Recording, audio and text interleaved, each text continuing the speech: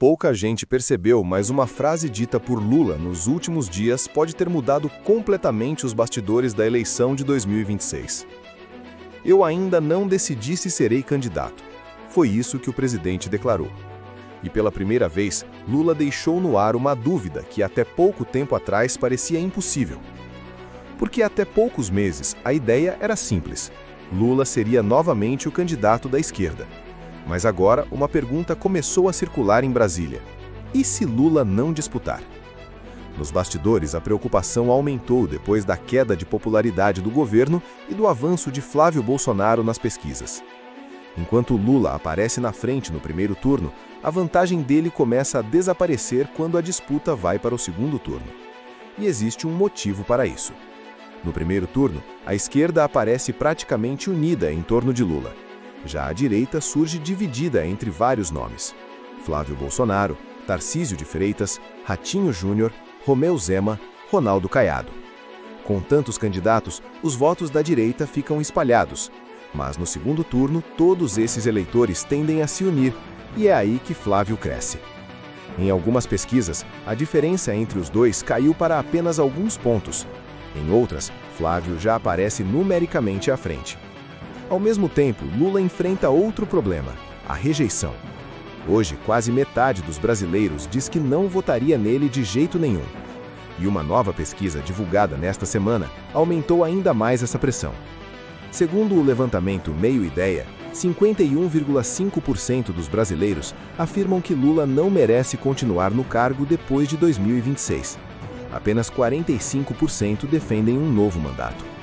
É a primeira vez que a rejeição à continuidade do presidente ultrapassa a marca de 50%.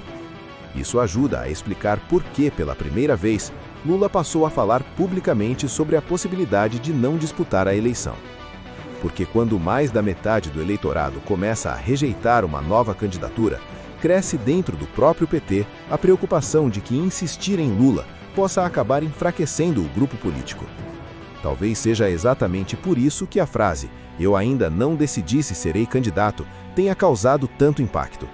Porque ela parece revelar que nem o próprio Lula tem certeza de que conseguirá chegar forte até a eleição. E o mais impressionante é que o presidente não parou por aí. Ele disse que só vai decidir em junho e colocou uma condição. Segundo Lula, para disputar a reeleição, ele precisa apresentar uma coisa nova para o país. Mas o que seria essa coisa nova? Nem ele explicou. Lula também reconheceu algo que chamou atenção. Mesmo depois de listar ações do governo, admitiu: "Tá tudo ruim ainda". Essa frase caiu como uma bomba, porque se o próprio presidente admite que a situação ainda está ruim, fica difícil sustentar a ideia de uma reeleição tranquila. E existe mais um detalhe. Lula disse que para ser candidato, o PT precisa reconstruir uma aliança política forte. Ou seja, ele sabe que sozinho talvez não consiga. É justamente aí que entra o chamado Plano B. Durante muito tempo, o PT dizia que não existia outro nome. Era Lula ou nada. Mas agora isso parece estar mudando. Nos bastidores, alguns nomes começaram a circular: Fernando Haddad, mas principalmente um nome que quase ninguém esperava: Camilo Santana. Ex-governador do Ceará e ex-ministro da Educação, Camilo começou a ser visto por aliados como alguém capaz de unir o partido, manter o apoio do Nordeste e ainda tentar conquistar parte do centro.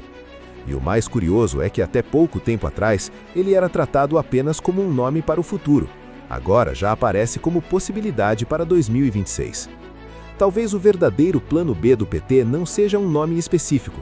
Talvez seja a própria dúvida. A dúvida sobre Lula, a dúvida sobre a força do governo e a dúvida sobre o que pode acontecer se a direita chegar unida ao segundo turno. Porque se Lula continuar perdendo força, a pressão para trocar de candidato pode crescer muito rápido. E nesse cenário, nomes como Camilo Santana deixam de ser apenas especulação, passam a ser uma alternativa real. A grande pergunta agora é: se Lula realmente decidir não disputar, quem será o escolhido para substituí-lo? E será que o PT ainda teria força para enfrentar uma direita unida? Se você quer acompanhar os bastidores dessa disputa que pode mudar tudo em 2026, deixa o like, se inscreve no canal e comenta aqui embaixo. Camilo Santana seria mesmo o plano B do PT?